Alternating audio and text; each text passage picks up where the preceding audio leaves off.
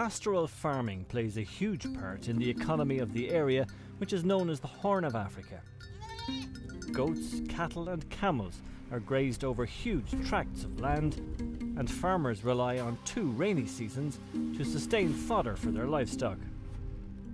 In large areas of Somalia, Ethiopia and northern Kenya, those rains have failed for the 2nd successive year, and the land has turned to dust. Farmers have been forced to travel long distances in search of water and food for their animals, often with little success. With nowhere left to turn, hundreds of thousands of people, the majority Somali, have travelled in search of help to relief camps in Kenya, Ethiopia and the capital of Somalia, Mogadishu. Former Irish President and UN Commissioner for Human Rights Mary Robinson has travelled to the region at the invitation of a number of agencies working there, including Concern Worldwide. The group first travelled to northern Kenya and make their way from Kalacha to Kargi and Marsabit, travelling through the Chalbi Desert. The effects of the drought are obvious here, and it's an opportunity to see its impact on the population and to hear their stories. The few shallow wells we have here, they have dried up. These are proud farming people who have been reduced to destitution. Concern has a livelihoods programme in this area, supporting boreholes which help sustain precious livestock. Then it's on to Dollo in Somalia, where those who can no longer stay in their villages have come in the hope of crossing the border to camps in Ethiopia. Some of their tales are harrowing. Mary Robinson made international headlines when she came to Somalia during the famine of 1992. She's visibly upset to see it happening all over again. I do feel that it's not only an affront, it's unacceptable in the 21st century. We do have the capacity to provide for life-saving food, water, and we need to have a real sense of urgency. I've never been able to get Somalia out of my skin, if you like, since I was here in 1992.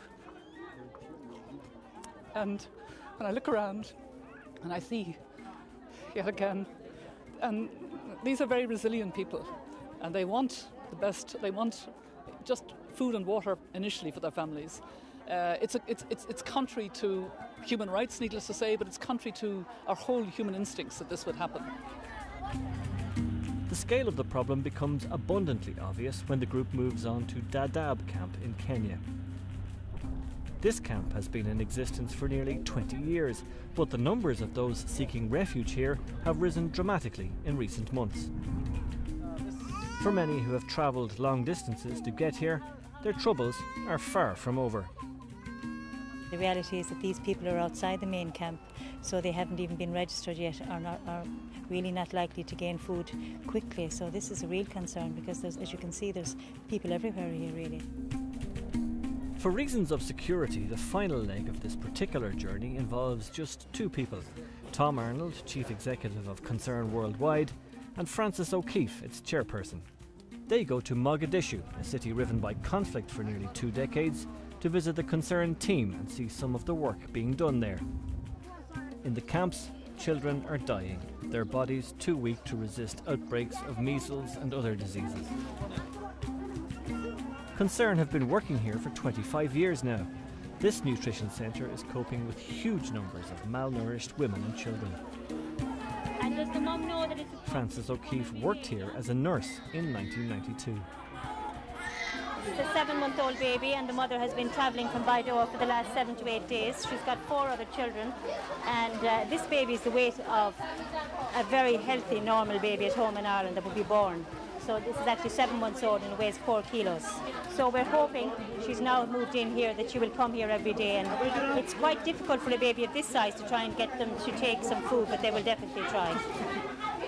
I mean, this is very similar to what I saw, to be honest, 20 years ago.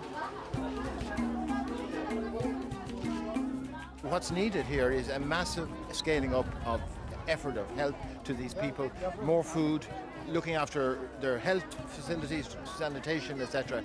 But certainly, unless there's rapid, urgent action here, we're facing with a really crisis situation. Somalia is a difficult environment in which to work, and the world has been slow to react to this latest crisis. Concern Worldwide have a strong, experienced team on the ground working night and day to help save as many lives as possible.